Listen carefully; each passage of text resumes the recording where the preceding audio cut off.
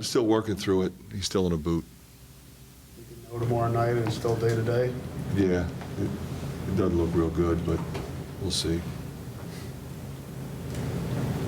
Even without a lot of your best pieces, you've managed to have a really good and efficient offense, even with some of the absences. What has helped the offense continue to grow and be successful and have that system? I think, we still have really good ball movement. Obviously, Luka helps a lot, having that post presence that can really score. But he's also done a really good job passing the ball out of the double team, and he gets to the glass. I think Kriener's been helpful. Wieskamp's obviously having a terrific season. That's important. Connor moves the ball. Toussaint can break defenses down. There's a lot of factors. I think Cordell's a really good passer. Bakari's a really good passer. So you just got to move it, and then pick your spots when you go, and try to spread the defense as much as you can. How much is that element of both discipline and unselfishness, how much do they figure into finding those open shots? Well, I think any team that's going to be efficient offensively has to kind of have that makeup. If there's any element of selfishness, the ball doesn't move, the ball sticks, defense locks in, and you're taking quick shots, or you're driving into packs of people and turning it over. So I think, even though we didn't shoot it well the other night, you watched the film and we took good shots. Guys were open. We moved it. We shot it. It didn't go in. Luka went back and got a bunch of them for us. Kriener got a few. It's best you can ask for, and I think that has to continue. What's Toussaint in specific and your guards in general? What are they facing tomorrow night against Maryland? A tough group, really talented. Obviously, Cowan's one of the best players in the country, but Ayala, Morcell, Wiggins, these are veteran guys that have really proven to be terrific players in this league. The Smith is really good too, and that presents different problems. Scott's been a fine addition to that team. So they just, not only do they have versatile options and athletic backcourt people, they're big. They're all 6'5", 6'6", except for Cowan, who's got a tremendous burst. So that presents challenges that are somewhat unique. Another team that's kind of gone small, though, with really, Smith isn't even really a true postman. Is that something you can take advantage of with the lineup you're using right now? We match up with it, obviously, with the lineup that we had. With Kriener now in the lineup, that's different. It's one of those things you look and say, well, can we take advantage of it? But then if they're playing four smalls and we've got two bigs, then you look at the other side, are they taking advantage of it? So you're dealing with it at both ends. CJ's out for an extended period of time. Where is the biggest void that he's maybe going to leave? Well, he's just a terrific player that does everything. Makes baskets, makes plays off the dribble, defends. He's not a mistake maker. So you lose a guy like that, it's going to hurt your team. But it's an opportunity for somebody else. I think Bakari has proven he can do it. Kriener's been terrific. Connor can be versatile. Those guys then have to log more minutes, all of them, including Cordell. And then we got to get Ash ready. He was not available for duty the other night, but he was cleared yesterday. Players like minutes, obviously, but when somebody gets 4 or 5 more minutes added to their duties, do they have to change at all, how they go about things? No, I don't think so. What I have to do is assess whether or not they can handle it from a conditioning standpoint. Because if you ask them, nobody would ever want to come out. And I respect that, and that's the way I was, and it's what I would expect them to be. But if you have a guy that's really dragging because he's playing too many minutes, that's a problem. And you got to get the guy out no matter what. But I think as time goes on, you can condition yourself to play more minutes. If you think about it, you've got 4 media timeouts in each half. I can use one in the first half, and we can do it again in the second half. I prefer to save mine, as we all know, but we needed them the other night at the end. But you can utilize them differently now with a shorter bench and rest your guys a little bit more. Fran, when you're hit with injuries and stuff like this, like you have, how important for you and the coaches to stay positive? And it seems like you don't want to hear anything about excuses. I mean, that was brought up after the game, and you right away dismissed that. Yeah, How important is that? I just think, you can really fall into a trap with that. We're not the only team that's going through this. We're not the only team in this league that's going through this. There's guys injured, there's guys leave.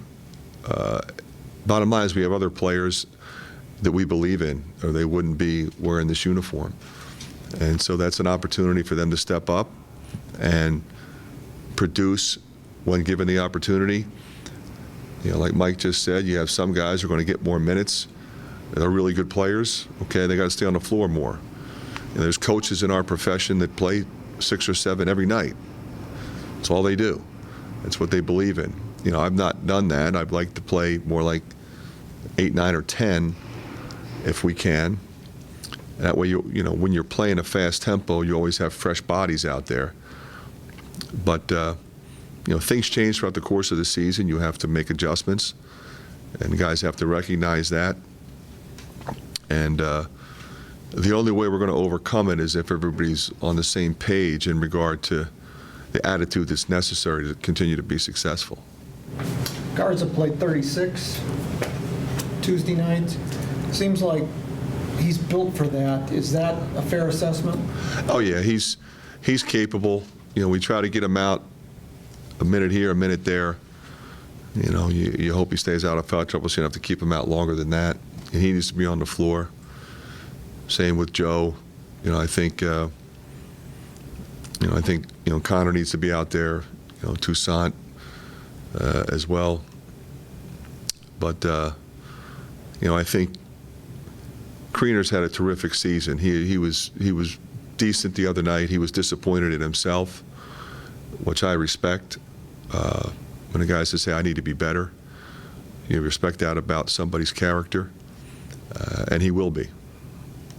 Connor's outside shot has really come along. What was the work that he did? Was there anything? Yeah, it's really minor stuff. I think more importantly, putting the work in. As you said, you get in the gym and you shoot a ton. It's all about lift and follow through. Typically, getting your lower half involved, and then just raise up and shoot it when you're open. Guys that typically struggle shooting the ball are guys that are shooting contested shots. If you're open and you've got a solid stroke, you'll make a fair amount. And I think the thing for him is, he's got to be ready to shoot it when it's available. If they're doubling Luka, they're running at Joe, the other guys on the floor have to be able to step up and make shots. You mentioned the doubles and triples going at Luka. How do you combat that moving forward? Well, there's no simple solution. You gotta move the ball, you gotta screen, you gotta cut, you gotta go in and out. He's got to keep working. We got to keep recognizing when he is open, he's got to get it. We can't stop going to him because they're doubling him. But we've seen it all already. Whether it's just sitting on top of him, or doubling on the catch, doubling on the bounce, doubling from different locations. There's nothing he's not used to. And if there's 2-on-1, then you've got an advantage somewhere else.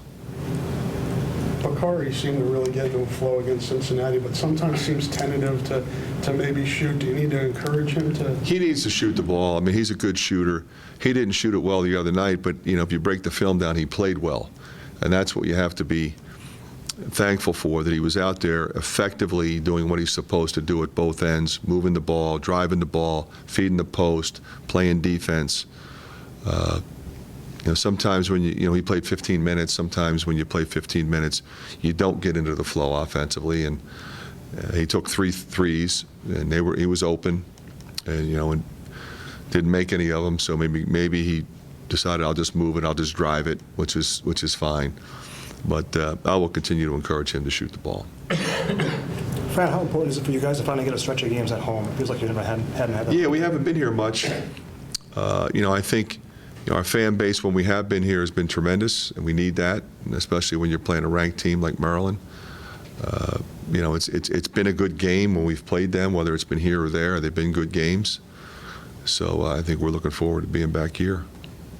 How tough is that schedule then? I mean, you guys have been traveling a lot. Yeah, it's one of those things that you just kind of deal with it. You don't think about it. You don't talk about it. It's just prepare for the next game, and after we came back from Cincinnati, that stretch before Cincinnati was difficult. But then we had a break, and then we played Kennesaw, then we had another little break. Typically everybody has a break around finals, which I guess you could argue is not really a break because you're just working hard in a different area. It's not like you're relaxing, but the fact that we played on the 21st and had a couple days at Christmas, I think was really important. Kids to see their families. And then coming back after Kennesaw, you're going to play all Big Ten games. You're a little more of a regimen now with 2 games a week. So that's hopefully will help us. Home teams have been really good in the conference so far. Anything you think that can be attributed to, or is it just kind of the way it's been? I just think that's the way it normally is. I don't think there's anything special about it. I just think you have a lot of good teams in this league, and good teams oftentimes win at home. But I think when you look at the rosters of who you're playing against, they obviously have the capability of beating you at any time. Everybody's got good players. Everybody's got a good coach. Everybody's got a great atmosphere. And hopefully the atmosphere will be really good tomorrow night.